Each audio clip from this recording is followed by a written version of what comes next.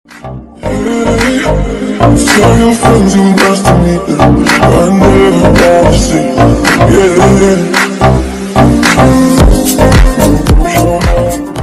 Yon, dito ulit tayo sa Third Wheel, Valenzuela. So, ngayon mag-update tayo sa kanilang mga presyuan ng mga surplus bisikleta. Diyan naman po yung exact location sa screen, pati yung contact number. So, hanapin nyo lang si Kuya Tan, na ang isa sa in-charge po dito sa mga bisikleta. So, let's go!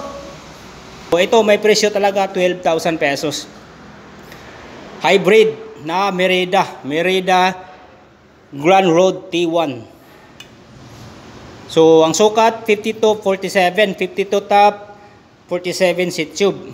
So, dalawa yung mount for battle cage. Actually, mayroon na siyang isa ditong battle cage powered by 2-pick. Ayan po. Tapos, naka 3x pala ang crankset nito. Ayan. RPM yung crankset na 3x. Self-bearing yung bottom bracket.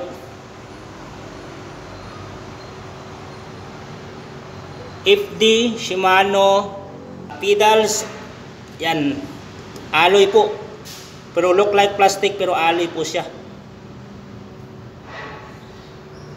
FD Shimano SIS, kasi type na po ang kanyang sprocket o cogs, powered by Sunrest.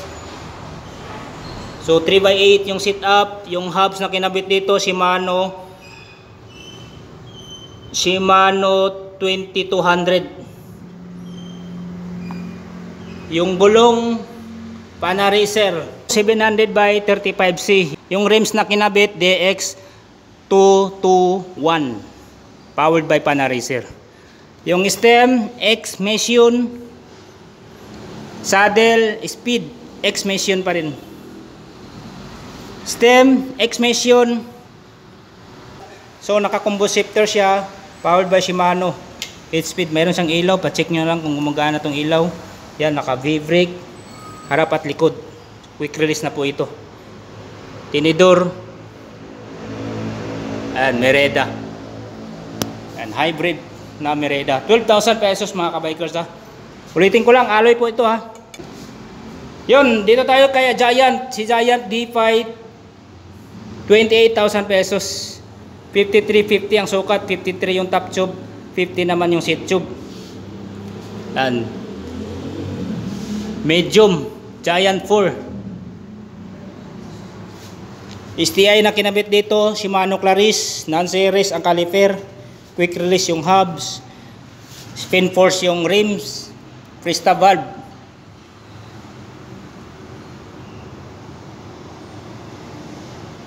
.700 by 28C ang sukat ng gulong. Yan, crankset 2x na alloy, FD Shimano Claris, RD Shimano Claris. 1, 2, 3, 4. So 2x8 ang sit up. Yan, spin force pa rin ang rims, freestyle valve. Non-series ang mga hubs, pati yung caliper. Seat post Giant, saddle. Wala tayong nakitang brand, burado na. Yan po. Mayroon ditong mga hybrid din to, 12,000 pesos na lang to, is Giant Escape. Alloy po ito, naka grip shift siya. Tapos 3x. 3x7. Mayroon pang suspension sa kanyang seat post. Yan, gumagalaw. Suspension po ito. Yan, may folding dito. Walang presyo itong folding oh. Dahon pa naman oh. Dahon Helios alloy. Pro Max yung preno. Naka grip shift 1x7. Tapos naka V-brake siya. Oh, next natin Pinarello.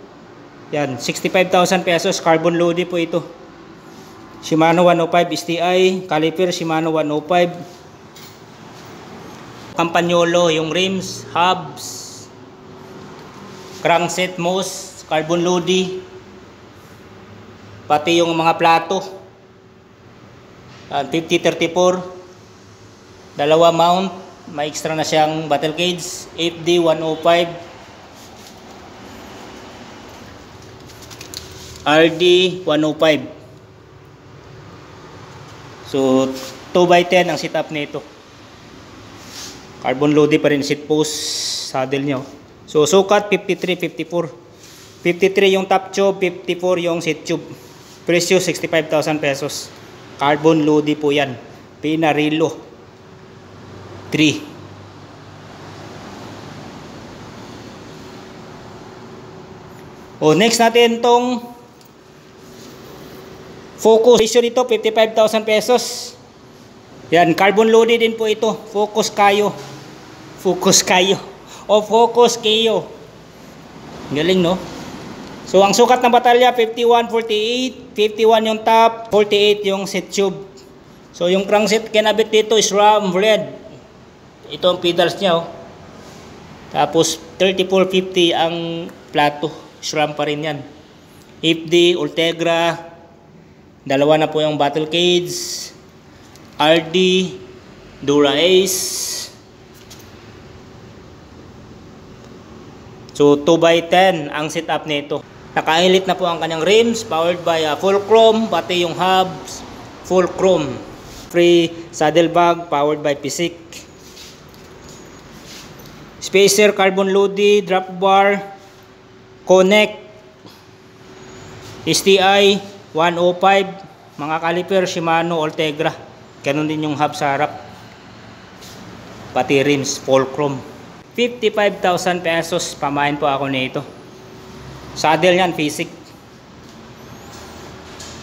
Next natin tong Bianchi. Si Bianchi Neron 7. 48,000 pesos. Aerodynamic yung drop bar. Malapad. Yung sukat ng batalya 52, 50. 52 yung top tube, 50 seat tube.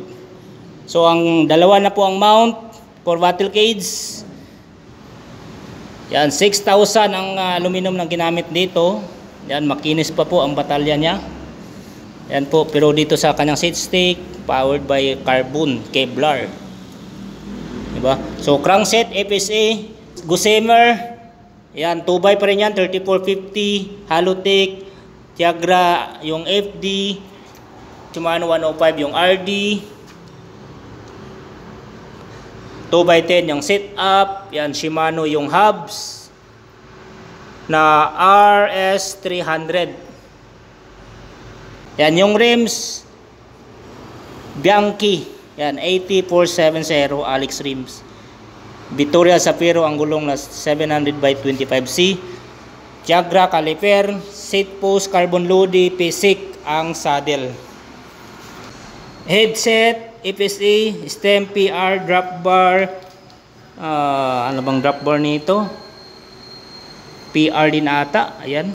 Ang STI Shimano 105. Carbon loaded din po ang kanyang tinidor. Yan, same thing pa rin yung hubs niya, rims. Yan, powered by Reparto Corsi Bianchi. Yung hub Shimano Prista valve. 48,000 pesos mga kabikers. Bianchi Neron 7.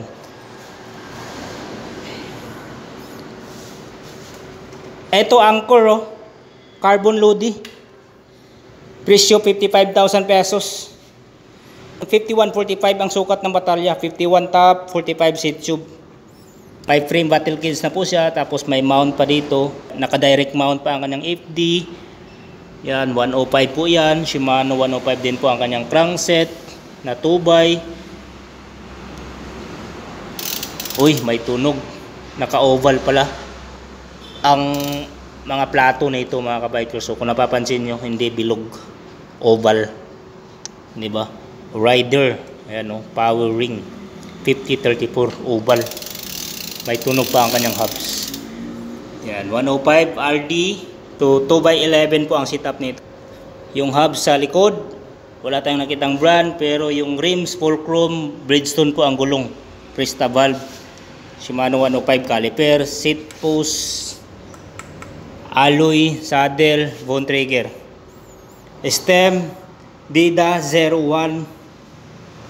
Ganon din yung drop bar, Dida, STI, Shimano 105. full chrome pa rin ang rim sa harap, Schwalbe ang mga gulong. Malamang full chrome din to mga kabikers. Napakaganda ang kanyang, wala lang kasing nakasulat na brand dito sa kanyang hubs, pero maganda ang kanyang hubs. So alam ko full chrome din po yan, yung mga hubs niyan. Yun, next natin tong Trek. Yan, malaki to, Trek. So walang presyo dito sa Trek mga kabikers, so pasensya na po. So maganda siguro na inquire na lang po kayo sa cellphone number, andyan po sa screen. So hanapin nyo lang si Kuya Tan, ang in charge dito sa mga bisikleta. So ito si Trek, carbon loady po ito. Trek.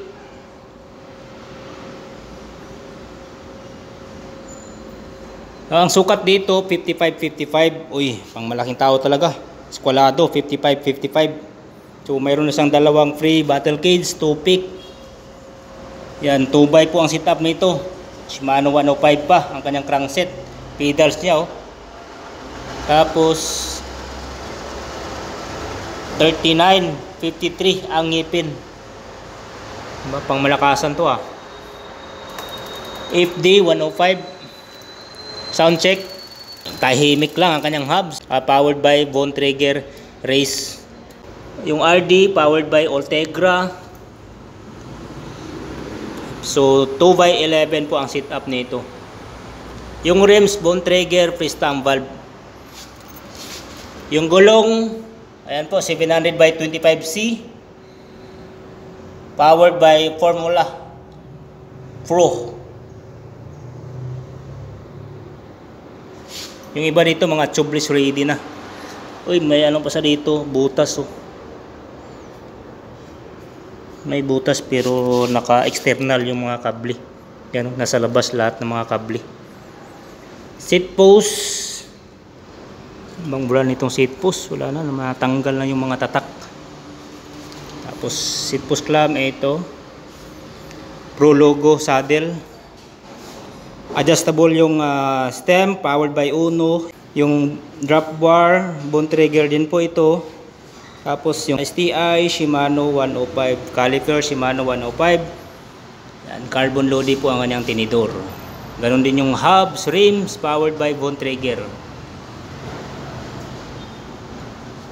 Yan, wala nga lang tayong nakitang presyo dito.